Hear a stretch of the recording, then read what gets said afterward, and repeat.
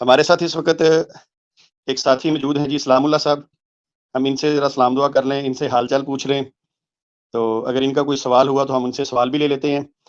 اکرام اللہ صاحب السلام علیکم. وعلیکم السلام ورحمۃ اللہ وبرکاتہ. کیا میری آواز آپ لوگوں تک پہنچ رہی ہے؟ بہت اچھی پہنچ رہی ہے جی، خالی پہنچ نہیں رہی، بہت اچھی پہنچ رہی ہے. الحمد للہ اللہ کل حال. جی بہن، میرا یہ سوال تھا کہ یہ ایک شمارہ نکلا کرتا تھا جعفر زٹلی کے نام سے. انہوں نے بھی وہ مزاحیہ شمارہ تھا، تو انہوں نے بھی ایک شمارے میں اپنے الہام کا اظہار کر دیا کہ مجھے الہام ہوا ہے کہ مرزا صاحب کچھ دنوں میں مر جائیں گے اور جو نصرت بیگم صاحبہ ہے اس سے میرا نکاح ہو جائے گا. اس کے بعد انہوں نے کہا جی مرزا صاحب ان کی زندگی میں کہ مرزا صاحب تو اب وہ چلے گئے ہیں، بس نکاح ہونا باقی ہے. وہ مزاحیہ ایک شمارہ تھا، مزاح کے طور پہ انہوں نے لکھ دیا. تو مرزا صاحب اس کے اوپر اتنا سیخ پا کیوں ہوئے، جبکہ خود انہوں نے محمدی بیگم کے خلاف اتنے اشتہارات دیے اس وقت جبکہ وہ بیاہی جا چکی تھی، اپنے گھر میں جا چکی تھی، تو اس کے اوپر اشتہارات دیتے رہے. تو مرزا صاحب کو یہ ویسے تو یہ کہلاتے ہیں عدل و انصاف کے بہت بڑے علمدار بنتے ہیں، تو مرزا صاحب نے اس کے اوپر اتنا سیخ پا کیوں ہوئے تھے؟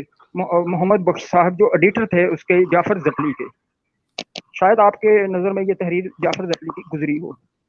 جی بالکل، یہ میں نے اپنے پچھلے لیکچر میں، یعنی جو لیکچر نمبر 1 دیا تھا نا، اس میں میں نے یہ ریفرنس بھی دیا تھا.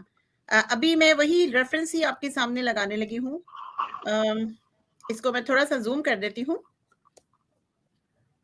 مرزا صاحب نے خود اپنی کتاب میں ہی اس بات کو مان بھی لیا تھا. یہ روحانی خزائن جلد نمبر 17 ہے، اس کا رسالے کا نام ہے تحفہ گولڑویہ. روحانی خزائن جلد 17 کا صفحہ ہے 199. یہ اس کا جو نیچے حاشیہ ہے یہاں پر آپ دیکھیں، یہاں پر کہنا یہ چاہ رہے، یہ مائک بند کر دیجیے کیونکہ بہت زیادہ شور آ رہا ہے. اچھا، یہاں پہ وہ کہنا یہ چاہ رہے ہیں، بتا یہ رہے ہیں کہ جو گیم انہوں نے اصل میں محمدی بیگم کے ساتھ کی تھی، وہ گیم اصل میں ان کے ساتھ پلٹ رہی تھی.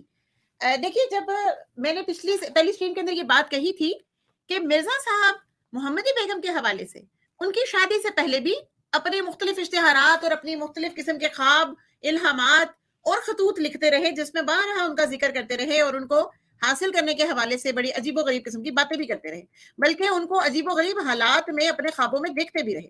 یہ حوالے کو ذرا غور سے دیکھیے گا، اس میں حاشیے کے اندر اب ان کے ساتھ جو گزری ہے وہ وہی گزری ہے جو کہ وہ کوشش کرتے تھے کہ محمدی بیگم کے ساتھ گزرے. وہاں پر محمدی بیگم کا باپ تل ملا رہا تھا. پھر جب محمدی بیگم کا نکاح ہو جاتا ہے، ان کی شادی ہو جاتی ہے، تو مرزا قادیانی صاحب کا تو پہلے بھی یہ کسی طور پہ بھی حق پہ نہیں تھے وہ ایسی باتیں کرنے میں، لیکن جب ان کی شادی ہو گئی تو پھر بھی وہ بارہا محمدی بیگم کا خود کے ساتھ نام لیتے رہے اور بارہا یہ کہتے رہے کہ اس کا شوہر مر جائے گا اور یہ میرے نکاح میں آ جائے گی. اچھا، اب یہی حال ان کے ساتھ کیا تھا جعفر ٹلی صاحب نے.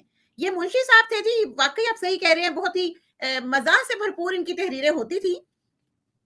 اور یہاں پر وہ دیکھیں یہ مرزا صاحب جو ہے وہ کس طرح سے تل ملا رہے ہیں، جیسا کہ شریر مخالفوں نے حضرت عیسیٰ علیہ السلام کی ماں پر بہتان لگایا، اسی طرح میری بیوی کی نسبت شیخ محمد حسین اور اس کے دلی دوست جعفر ٹلی نے محض شرارت سے گندی خوابیں بنا کر سراسر بے حیائی کی راہ سے شائع کی.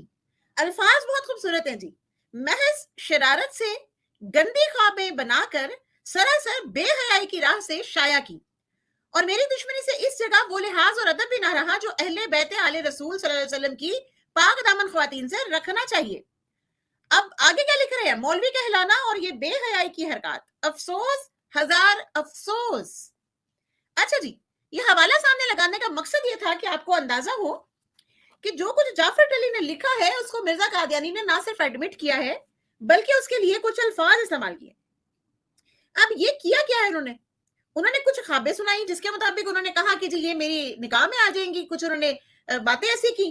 تو مرزا غلام احمد قادیانی صاحب سیخ پا ہو گئے. بالکل آپ نے صحیح فرمایا، وہ واقعی ان کو بڑی آگ لگ گئی کیونکہ ان کو تھوڑی تھوڑی غیرت آ گئی.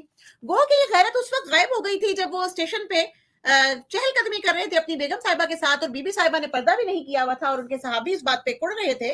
اس وقت ان کی غیرت گو کہ غائب ہو گئی تھی، مگر اس معاملے میں ان کو صحیح سے آ گئی. انہوں نے جو الفاظ بیان کیے وہ کیا کیے؟ ایک تو شرارت سے گندی خوابیں بنانے پر زور دیا، بے حیائی سے شائع کرنے پہ زور دیا، اور پھر کوئی لحاظ اور ادب نہ رہا جو کہ پاک دامن خواتین سے رکھنا چاہیے، یہ تیسرا نقطہ تھا. اور چوتھے پہ کہا کہ مولوی کہلائیں اور ایسی بے حیائی کی حرکات کریں تو ہمیں 1000 دفعہ افسوس ہونا چاہیے. سوال یہ پیدا ہوتا ہے کہ کیا مرزا قادیانی صاحب کا اپنا طریقہ کار اس کے برخلاف تھا؟ جب محمدی بیگم کنواری تھی، بلکہ ایک بچی تھی، ایک بالکل ہی نوجوان دوشیزہ تھی، اس وقت بھی ان کے بارے میں مختلف قسم کی خوابیں بنائی گئی. جعلی والے کپڑوں میں ان کو مرزا صاحب خوابوں میں دیکھتے رہے، ان کے آنے کے لیے کہتے رہے اللہ کرے آ جاوے. تو اس طرح کے جملے، اس طرح کی خوابیں، اس طرح کے الہام پیش کرتے ہوئے مرزا قادیانی صاحب کو بھول گیا تھا کہ وہ تو کوئی مولوی بھی نہیں ہے. مولوی تو ایک بہت چھوٹی چیز ہوتی ہے. وہ تو امام وقت تھے، وہ تو بقول خود کے وہ مجدد تھے، امام مہدی تھے، وہ تو مسیح موعود بھی تھے، وہ تو اللہ کے رسول بھی تھے، نبی اللہ کے لقب سے موسوم بھی تھے. تو ان کو یہ بات کیوں نہیں سمجھ آئی کہ ایسا کام، بے حیائی کا کام، اگر وہ مولوی ہو کے، مجدد ہو کے، امام مہدی ہو کے، رسول ہو کے، نبی ہو کے کریں گے تو ہزار نہیں لاکھوں اور کروڑوں بار افسوس کرنے کی ضرورت ہے. اور جعفر جلی صاحب نے اصل میں یہ سب کچھ کیوں کیا تھا؟ اس کی وجہ یہ تھی کہ مرزا قادیانی صاحب سے ان کو پتہ چل رہا تھا کہ گھی سیدھی انگلیوں سے نہیں نکلنے والا. ان کو ایسے تو شرم آنی نہیں، لیکن جب ہم ان کے ساتھ وہی ٹریٹمنٹ کریں گے جو وہ دوسروں کی بہو بیٹیوں کے ساتھ کر رہے ہیں. جب محمدی بیگم کی شادی بھی ہو گئی، ان کو تب بھی شرم نہ آئی. انہوں نے ان کے شوہر کی موجودگی میں ایک ایسی عورت کے لیے جس کا شوہر دنیا میں موجود ہے، اس کو بددعائیں دے رہے ہیں، اس کے شوہر کے مرنے کی دعا کر رہے ہیں، اور یہی حسرت لیے دنیا سے چلے گئے ہیں. تو جعفر سلی صاحب کا جو رویہ تھا وہ ان کے لیے بالکل وہی تھا جو کہ مرزا قادیانی کا محمدی بیگم کے لیے تھا. اور یہ سارے کی ساری اسکیم جو تھی وہ ان کو سبق سکھانے کے لیے تھی. اور آپ نے دیکھا کہ سبق سیکھ ضرور رہے تھے، لیکن پھر بھی اس پہ اپنے تمام کاموں پہ، اپنے الہاموں پہ، ہر چیز پہ اصرار کرتے رہے تھا. کیوں؟ کیونکہ ان کا دل شیاطین نے اپنے قابو میں کر رکھا تھا.